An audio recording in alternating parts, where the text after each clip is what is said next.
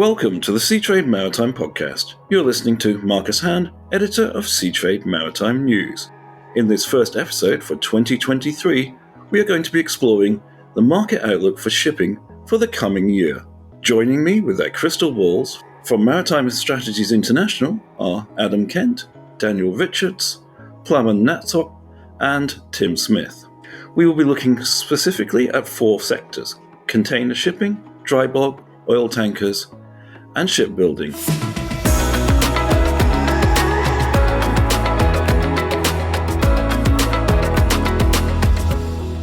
Before we drill down into these specific sectors, I'd like to turn to Adam for a broad overview. Regular listeners will have heard from Adam before.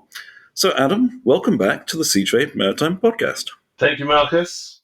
Great. Thank you for taking the time and coming back on the podcast, Adam. Could you kick us off with a broad macro outlook for shipping in 2023, please? Yes, of course.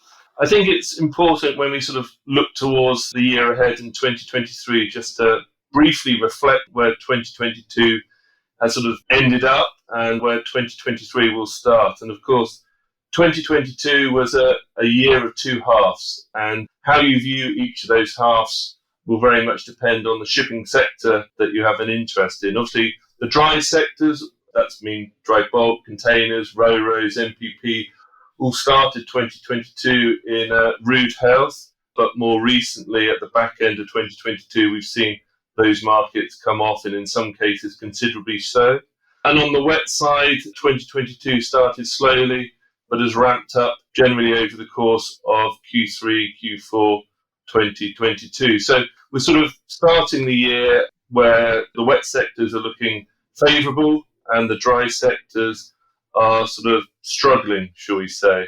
If we look at things from a very sort of top-down basis, from a seaborne cargo growth, 2022 we saw seaborne cargo growth just under 1%. When we're coming into 2023, our current forecasts have seaborne cargo growth at just over 2%. So from a pure cargo on the water perspective, 2023 looks better than 2022.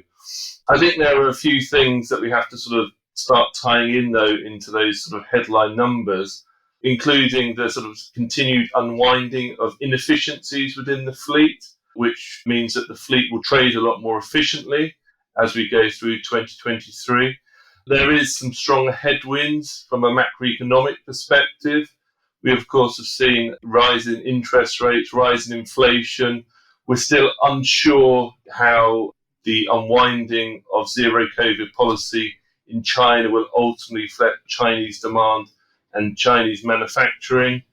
From a macroeconomic perspective, we do expect to see 2023 will remain a tough year. We do expect to see potentially that turning at the back end of 2023, but that macroeconomic position may not sort of improve until 2024. The order book for some sectors is looking very favourable. Dry bulk and tankers going to remain something of a challenge for container ships for some time to come. And on the gas side, similarly, we've seen some significant orders over the course of the last 18 months, and we'll start to see some of those vessels coming out of the yards and sort of impacting market balances. Once again, the industry remains in a position of flux, and I think there are some challenges to be faced over the course of the next 12 months. Thank you, Adam. It's going to be interesting to see how that sort of broader outlook plays down into the individual sectors.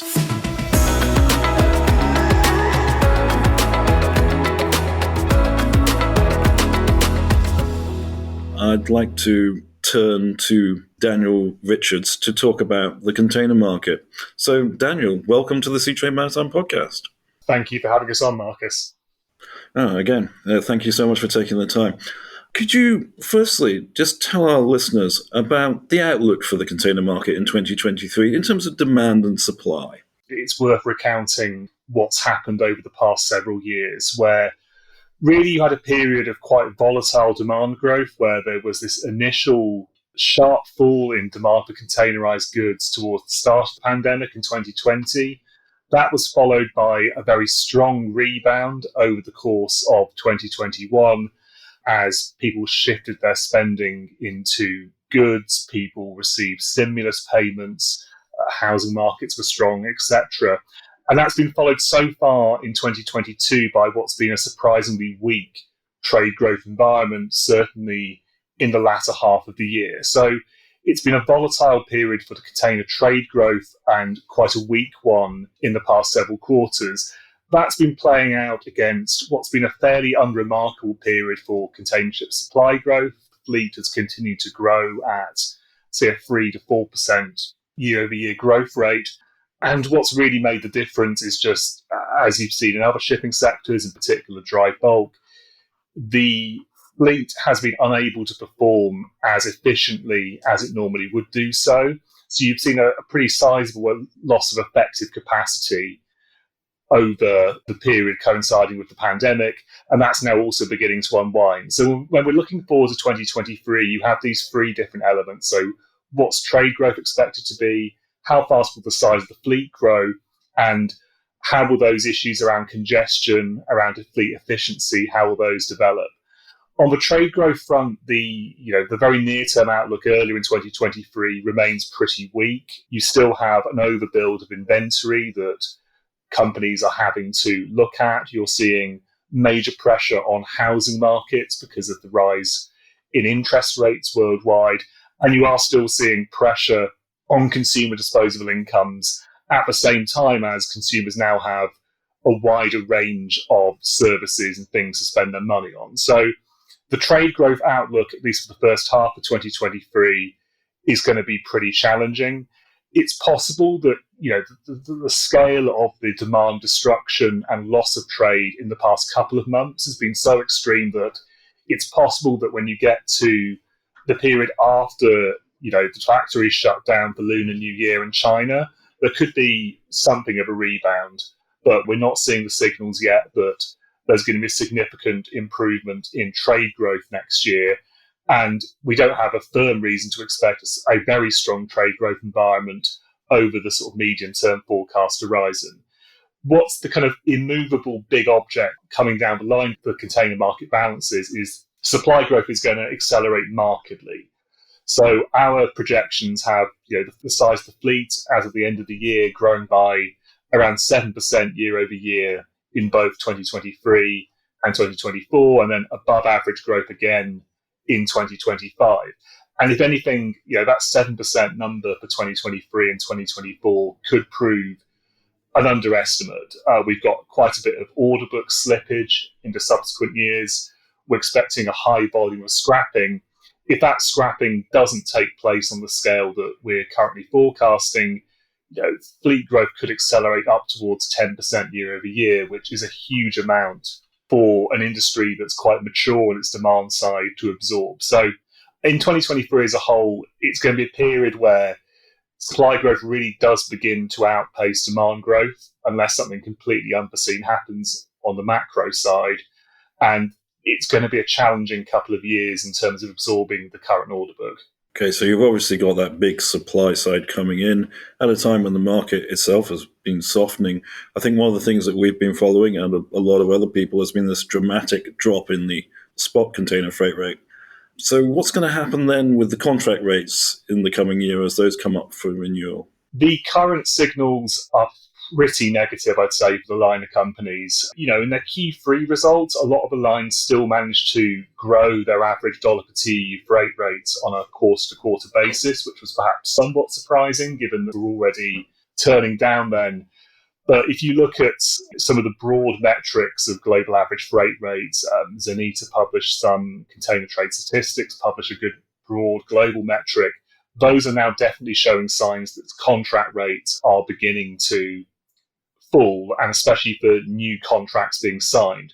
Now, a higher proportion of contracts will come up for renewal in the first half of next year, and it's clear that the lines are going into that renewal season not on a great footing. Blank sailings aren't yet proving to be as effective a tool as they were in the early stages of the pandemic. So where the spot rates have led, it's likely that contract rates will follow. It will obviously differ across different shipping lines depending on their geographic focus, how much weight they put on spot versus contract business in the first place. But I think our base case position is that contract rates aren't an average dollar per TEU freight rates. They're unlikely to go all the way back to what you'd see in a weak market in the pre-pandemic environment. But unless something happens quite dramatic with lines being able to stop the falling spot rates, the pace of decrease has slowed a lot in the past couple of weeks. If they can engineer some kind of rebound in the freight market in the first quarters of 2023, then that will put them in a stronger position with respect to contract rates. But it seems that the average dollar per TEU freight rates are going quite a long way down towards normal, and that will play out by the, say, middle of next year. Okay, so that's sort of 6 months sort of scenario for that to play out. If you look at those Q3 earnings from the lines, they're still really spectacular. When is this going to impact onto the earnings of the lines? It will vary enormously. I think that's the first thing that you'll see, is that different lines are going to experience the next several quarters in quite different ways. So lines that have a particular focus on spot business on the Trans-Pacific, Asia to US trades, they're likely to come under pressure sooner than the sort of bigger or the lines which have a more diverse cargo base across different regions. Lines who've seen a stronger proportion of their business moving on contracts, again, that's likely to give their strong period of earnings a bit of longevity compared to smaller lines with a strong focus on the spot market. But as I said, you're looking more towards the middle of next year for the industry as a whole, that earnings picture to begin to look more normal. I wouldn't say it's going to be, that grinding process of ultra thin margins that you saw pre-pandemic. We're not expecting that necessarily to return. It might for individual liner companies, but again, it's a process that's going to play out over a number of quarters. It's going to take at least a few quarters, we think, for average dollar per TEU rates to get back down to lower levels, including contract rates. And for now, that's going to be offset, of course, with what's a pretty significant cost base for these lines. So it's a fairly bleak picture overall. You did mention a sort of possible upside there, I think, after the Lunar New Year. Is there a position where if lines manage capacity to that well, that perhaps it could boost rates back up again? Yes, that's definitely a possibility. And I think we have to be humble in terms of what we say isn't and isn't possible in container shipping, given the experience of the past several years. Fundamentally, the consolidation of the industry, the structure in terms of the alliances and the market power that those lines possess, that's still there. That has been a certain degree of the strength of markets in the past couple of years, and the resilience of the lines has been attributed to that level of structural consolidation in the industry. They still have the ability to blank sailings. The question is, are blank sailings good at boosting markets, or are they really just a tool to put a floor under rates? The evidence so far is maybe more towards the latter than the former, but yes, there definitely could be a rebound in markets. And the other big thing that's going to start changing markets is the environmental regulations coming online. That isn't so much the EEXI regulation that's coming into force in a few weeks' time on the 1st of January. Over time, though, the CII regulations, they are likely to lead to some degree of slowing of the fleet. We think that's likely to be a more multi-year process in terms of how it's enforced, how lines figure out how to calibrate their capacity in response to those regulations and the individual ratings that ships are receiving. But definitely there is a prospect of degree of incremental slow steaming over the next several years, and that takes effective capacity out of the market. It's unlikely to be a major factor in the early period of 2023, where it's going to be a question of, can trade growth return post the New Year? Are lines effective in a targeted manner out of the market? But the upside of the container industry comes from this potential for the environmental regulations and how operators and owners respond to those to remove effective capacity from the fleet. Okay, so there's going to be a lot to watch in the coming year, essentially. If you're enjoying the Seatrade Maritime podcast, make sure you never miss an episode by subscribing on the app of your choice.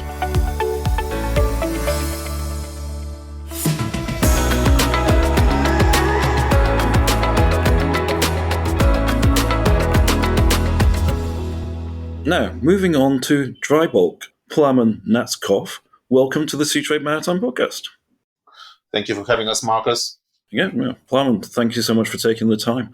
Now, the dry bulk market. I'm going to ask a very similar question. I asked Daniel about containers. The dry bulk market in 2023, what's the demand and supply picture going to look like this year? Well, very much as in the container sector, in the dry bulk market, over the last year, 2022, we have had to contend with generally weak cargo volume growth, as well as various supply chain issues that have affected fleet efficiency aspects. Now, coming into 2023, we certainly see a sequentially more negative macro environment. Looking at PMI surveys of manufacturing activity, for example, which of course are a leading indicator for industrial production, which itself is what drives demand for raw materials. We have seen those sequentially indicating a more broad-based and sharper downturn across economies globally. So this certainly makes us cautious about the outlook for trade growth in the near term, the very short term. And of course, this is coming on the back of 2022, when cargo volume was actually negative. So the dry bulk market had to contend with negative cargo volume growth. The last time we saw that, other than 2020, was of course 2015, which itself was obviously very, very poor for the dry freight market. It is difficult to see much positive signs for significant trade growth in the early months of this year. However, we do forecast a moderation and a pickup in trade in the latter half of 2023. In terms of sectors where we see prospects for sharper growth in volumes, those would be iron ore and minor bulk. So taking the broad commodity groups in turn, iron ore, of course, the critical ingredient for the dry freight market, driving as it does the capes. It is, of course, very much dependent on the outlook for Chinese steel demand. While this is very uncertain, given the issues in the local property sector that we have seen, we do expect a gradual improvement during 2023. Overall, our thesis has been that a significant uptick or a resolution to some of the issues in the property sector in China is dependent on declining commodity prices, declining energy prices, and a shift away from zero COVID policies. Now we're starting to see some progress on all these three elements, which makes us more confident that at some stage during the year, we will see a more concerted efforts at addressing some of those debt-related hangovers in the Chinese property sector, as well as potential for centrally directed stimulus to support the economy. We're generally positive on iron ore demand.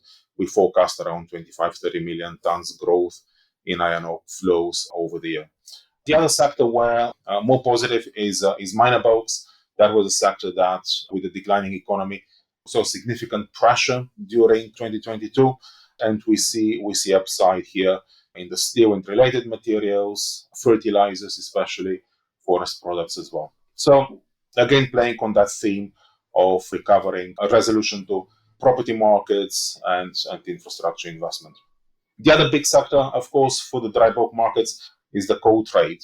And we could have expected coal trade to be much more positive for the dry freight market, given the shortage of gas now that Europe is cut off from pipeline Russian supply.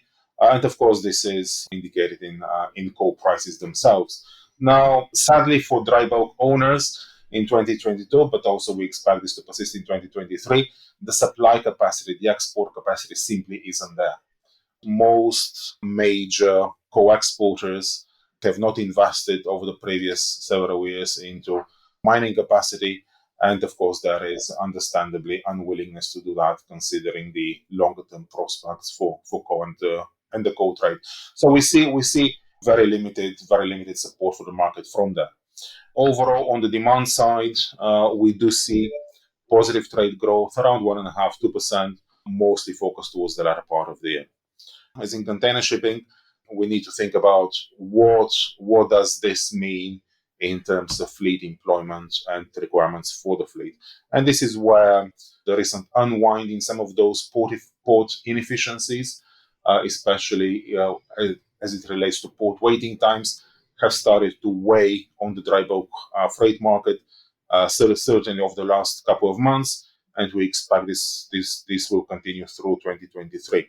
Just as an example, port waiting times was a big driver that was masking through much of 2021 and early 2022 the poor growth in cargo volumes. It was absorbing significant parts of the fleet, at sometimes a fleet equal to the required fleet to carry the Australia-China iron ore trade. Now we have seen a very sharp unwind of those port waiting times and several other factors related to fleet inefficiencies. This is increasing the efficiency of the fleet. This means smaller required deadweight tonnage to carry the available cargo volume, which leads us to forecast a lower utilization rate overall, more negative balances over the coming year. Okay, so all of that you've just described, how is that going to impact the freight rate environment for dry bulk? It's been a fairly bleak year in 2022. Is that going to continue in 2023? Yeah, so our base case forecasts suggest utilization rate that is lower in 2023 than 2022. Away from the relatively poor volume growth and the declining inefficiencies in the fleet, we also, of course, have the supply of the fleet growing. And it's growing by around 20 million deadweight tons, even after factoring in a significant increase in scrappage rates for next year. And of course, that significant increase in scrappage rates is driven by a forecast low rate environment. Now, considering the growth in the fleet and the loss in deadweight tonnage requirements, we have a swing to the negative side of about 25-30 million deadweight tons. That translates into, of course, lower utilization rate for the fleet and therefore a lower freight rate environment. In terms of forecasts, we certainly see, on an average annual basis, dry freight rates around 25-30% lower year on year in 2023 than they were in 2022. Okay, so not a particularly positive outlook, really, for the market. And I guess one thing we are seeing is the reopening of China and the move away from the zero COVID policy. Is this going to be something that could be positive for the market as we go more further into 2023? Good question. So, clearly, as I mentioned earlier, part of our thesis has been the requirement for a shift away from zero COVID policies for the Chinese government to be able to enact any measures that are supportive for the economy, whether it is a fiscal stimulus, whether it is infrastructure investment initiatives, and so on. Now, with the shift away from zero COVID, clearly this is getting met. Now, we were of the opinion that this will be a more controlled, more gradual process. It hasn't been that. Certainly, it has been a very sharp bonfire of regulations that have existed so far, with the resulting, we're hearing, of course, reports of very high caseloads. Now, whether this would subside over the next couple of months is obviously something to watch, but clearly it sets the scenes for a potential stimulus measures after the Chinese New Year in February. So certainly this is one of the upside risks, the potential for upside in the market, if those elements that we had been waiting for, which is lower commodity prices, lower energy prices, relatively speaking, and the shift away from zero COVID, if they would be sufficient to incentivize a large-scale stimulus, which we have clearly seen the Chinese government willing to engage in and capable of directing in previous years. Okay, and again, something that's going to be interesting to watch how that develops in the coming months. It's a very dynamic situation. Thank you, Plamen, for the overview of where you see the dry bulk market headed.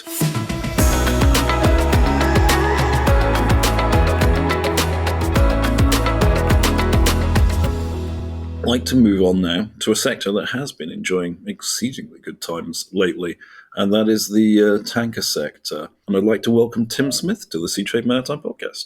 Thank you very much. Tim, thank you so much for taking the time. Perhaps, could you tell our listeners how you see that demand and supply outlook for the tanker sector in the coming year?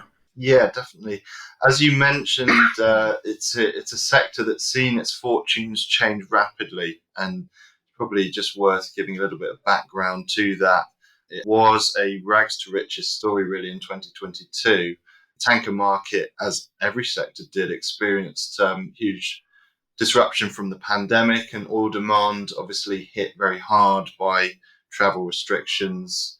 We saw a recovery from that in both demand and production from major oil producers through 2021 and into 2022. We then saw the pretty swift and abrupt impact of the invasion of Ukraine affecting the sector.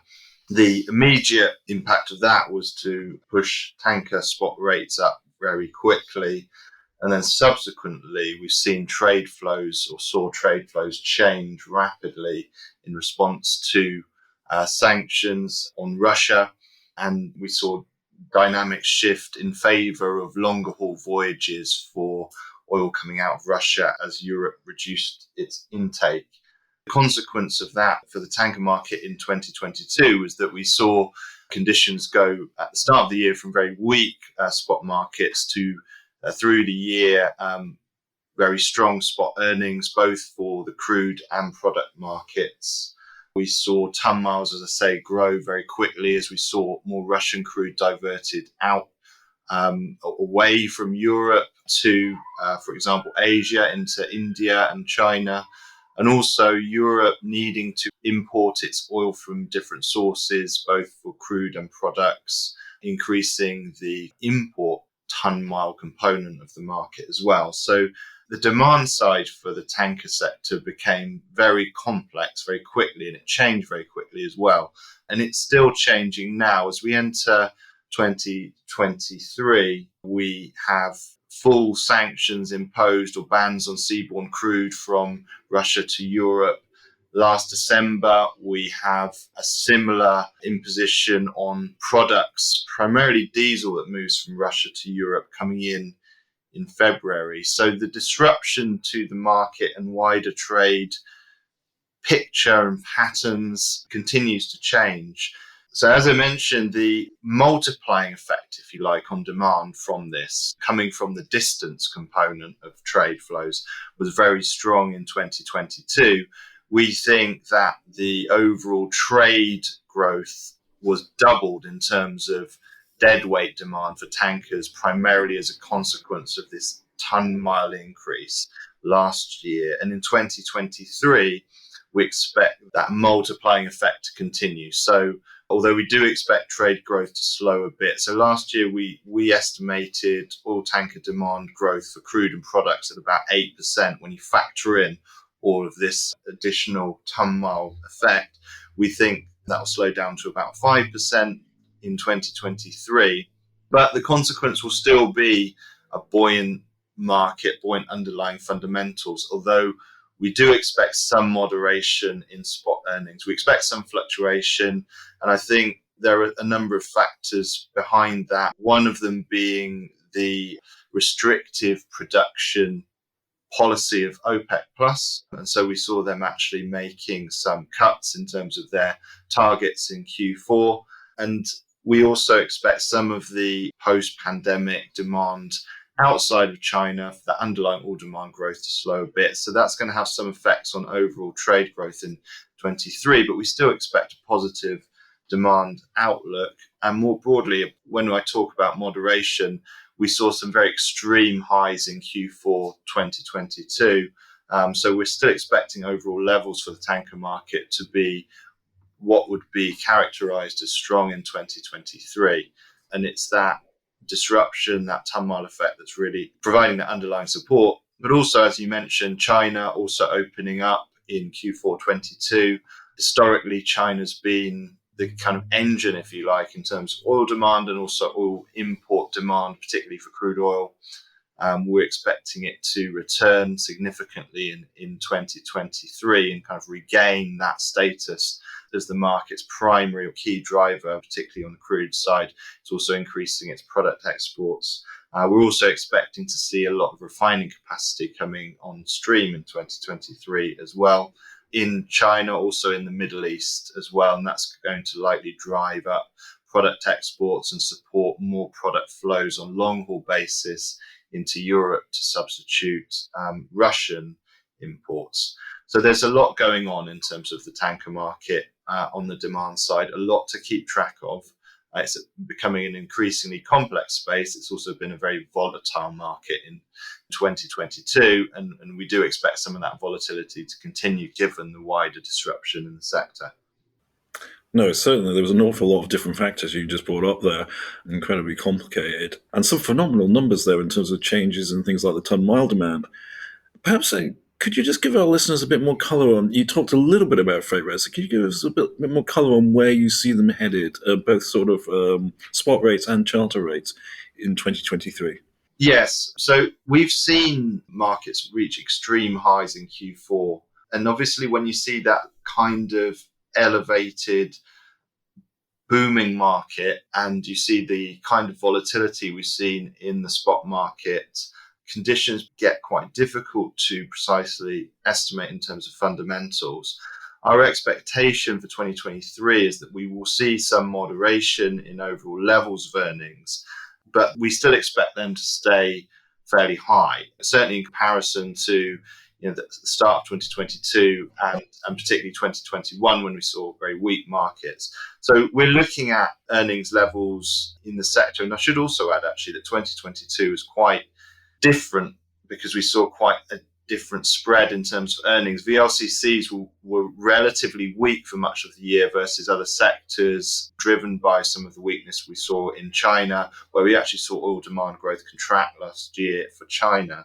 So we expect some relative improvement in VLCCs versus other markets, and if you like, a little reorganization or normalization in terms of that distribution of earnings. But we're likely to see, in terms of the charter market, the period market, 1 year time charter rates for VLCCs, still in the kind of $30,000 to $40,000 per day range across on average in 2022. And certainly starting the year higher than that. We expect some moderation in the first half of the year.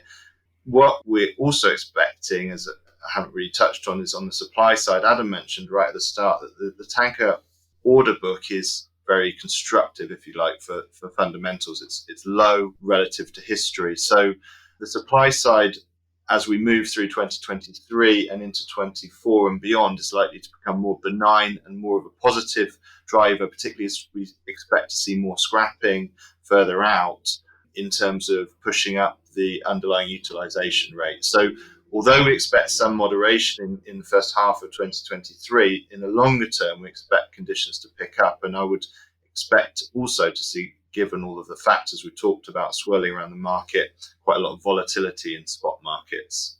So it's going to be a positive picture in our view, but we will see some natural fluctuation given the turbulence in the underlying oil market that's surrounding the tanker sector.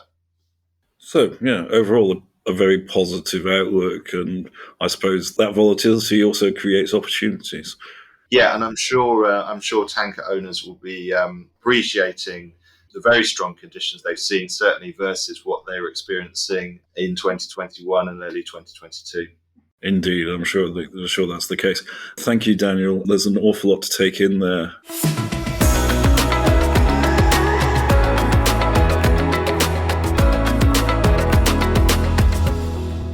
All of the markets we've just been talking about will have an impact on shipbuilding. And I'd like to welcome Adam to talk about the shipbuilding market.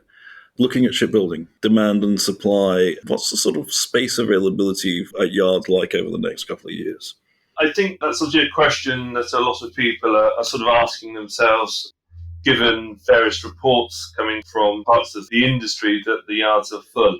And I think that certainly is the case. I think if you're looking to order a large container ship or an LNG carrier or a large tanker at sort of a top-tier Korean yards, you're not going to find any gaps both this year in 2023 or in 2024. You're really going to be looking out to 2025 and beyond if you want to order at one of those yards.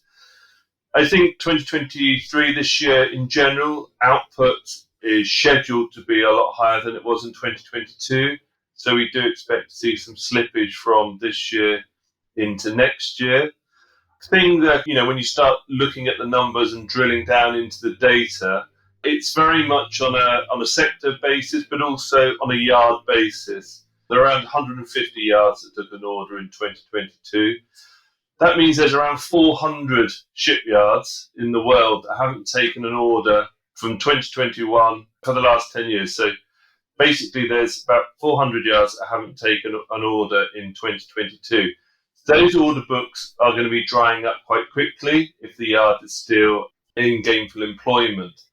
For example, we know that there's a lot of Tier 2 yards in China that specialise in building dry bulk yards that are currently sitting on nothing on their order books or about to deliver their last ship in 2023.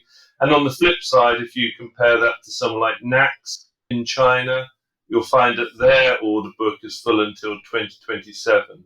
So I think it's at a big, broad picture, the yards are full, big yards, the Tier 1 yards. But once you sort of get under the surface, if you did want to order, say, a handy-sized bulker, there's still plenty of opportunity to do so.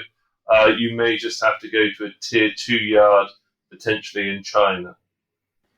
Okay, so quite a big difference then between the really big yards and sort of name players and the sort of smaller to mid-sized yards, and also the sort of vessels you're ordering. I think overall we saw significantly lower ordering in 2022, perhaps excluding the LNG sector. What's the outlook in terms of orders like for 2023? Yes, you're right. I mean, last year we saw the order book peak based on our analysis in about June 2022. So the order book is already coming off. There's more ships being delivered than there are being contracted. And we expect to see contracting over the course of this year significantly down on 2022 levels. 2022 was fundamentally driven, as you say, by LNG contracts, and the container ship contracting bandwagon went on a lot longer than we'd anticipated last year, and that helped buoy the order book higher and for further than we'd initially anticipated. We don't see many container ships being ordered this year in 2023. There will be a few more LNG associated with new trains, new plants coming on stream. We've already heard from Plamen that the dry bulk industry is not looking particularly favourable in 2023, and we don't think that will obviously have an impact on new orders. And so far, although the tanker industry has sort of been riding high at the back end of last year and into this year, that hasn't been enough to cause a catalyst for owners to go out and start ordering huge waves of tonnage. So, when you break it down on a sector-by-sector basis, we've either seen lots of orders or the emphasis to order isn't currently there. So we expect orders to be significantly down this year. We do expect orders, if we sort of look out into the middle of the decade, to start creeping up again. But this year we do expect to see as the sort of low watermark in terms of contracting volumes for the last few years. Okay, so it's going to be, on that front, it's going to be a fairly tough year for the yards in terms of bringing in new orders. I think one of the things we see happening here is this sort of shift to alternative fuels, and a lot of the orders placed in 2022 had some type of alternative fuel, or at least be ready for them. Is this shift, is it like positive or negative for the yards in the sense that it can create new demand because owners want vessels with alternative fuels, but also it creates uncertainty because no one really quite knows what those alternative fuels are going to be, so they're holding off ordering? Yeah, and I think that's a very good point, and I think that sort of the pattern of orders that we've seen within the industry over the last couple of years have sort of to emphasise that point. Where we've seen orders have been either for ships that are transporting manufactured goods, either containerised goods or cars in case of car carriers, or they've been for vessels that can burn and utilise the cargo on board for bunkers, so LNG and LPG. And that's really where we've seen the focus of contracting, with the containers and the car carriers sort of transporting manufactured goods. So there's pressure from end consumers in those sectors to do something even if it's not going to zero carbon, it's lower carbon fuels. So we've seen pressure there from end consumers, and the container industry has taken that on board, and so have the car carrier industry. I think when it comes to tankers and bulkers, you don't necessarily have the same end consumer pressure you've seen in the manufactured goods sectors. And we know for sure that this is preventing certainly speculative ordering, as owners aren't entirely sure whether they should be ordering dual fuel methanol, dual fuel LNG, ammonia-ready vessels. We know that a lot of owners are sort of keeping their powder dry for the time being, and don't necessarily want to be that sort of the first mover within this space, and would rather sort of wait 2 or 3 years until there's perhaps a little bit more certainty in and around the fuels, and some of the sort of more landside infrastructure has developed in terms of being able to service the vessels with the bunkers and these alternative fuels. So I think until we see perhaps a little bit more clarity, until we see more of the dual fuel vessels on the container ship sector on the water, and the yards have sort of proven that these vessels can be built operationally, there aren't any issues, and there's the fuel in place, we expect to see dry bulk and tanker ordering sort of remain at relatively low, benign levels for the next couple of years. Okay, so it does have a sort of negative impact then. I just want to ask one last question, which relates to a development we've been following quite closely on Seatrade Maritime News, and that is the IMI yard that's being built in Saudi. I was just wondering, when do you see that development, because it's really quite large, starting to actually have an impact on the market? Yeah, I mean, it's an interesting development, and as you say, it's a large facility that is being built up in Saudi Arabia. I think there's a couple of things. One, it is a large facility, but I think they're only talking, if we're talking about merchant shipping, potentially only having the capability to build around 3 or 4 VLCCs per year. And realistically, that's not going to move the needle. What it will do is just provide a further capacity more broadly. And we do think that we are actually going to need more capacity as we move out towards 2030. And there's going to be a requirement to order a lot more bulkers, containers, as much as sort of the evolution to new dual fuel, alternative fuels, but also just in terms of replacement demand, given that the age of those fleets by 2030, they'll be significantly older, given a lot of the vessels that are on the water were built or ordered during the boom during 2002 to 2008. So the IMI yard will certainly help with that increase in capacity then. I think where that yard will succeed versus a lot of the other sort of new yards that have tried to set up in places like Russia, India, Brazil over the course of the last decade is the fact that they have a lot of strong partnerships and investments with people like HHI and Lamprell, and also that Bahri themselves, who are a partner in the yard, have committed to ordering ships at the yard. So that's going to instantly give them a track record, instantly give them cash flow, whereas other yards that are sort of new yards that have tried to sort of muscle in on the space that is firmly filled by China, Korea and Japan, where other yards haven't been able to succeed.